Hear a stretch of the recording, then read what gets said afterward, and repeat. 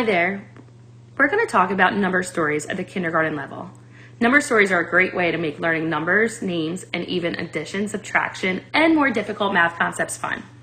Number stories help build one-to-one correspondence skills, and it can also help build their creative skills in students.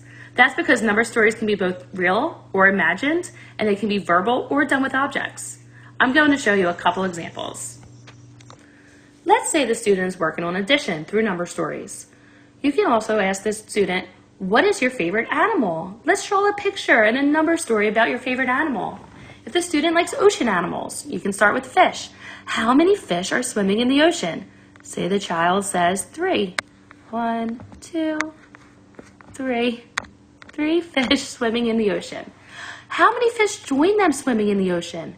Have the child count a different number. Maybe 2 more fish join them in the ocean. How many fish total are swimming in the ocean? Let's count. 1, 2, 3, 4, 5. 3 fish plus 2 fish equals how many fish? 5 fish. Have the child draw 5 more fish. They can make them different colors, whatever they want.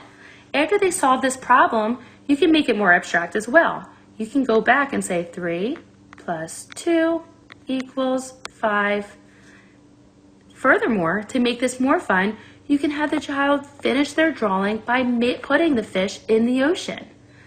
You can have the sun, maybe some birds, and maybe some other ocean things down at the bottom. This makes their number story fun and intriguing. Number stories can also be fun throughout the holidays of the year. Say you're celebrating St. Patrick's Day in your classroom.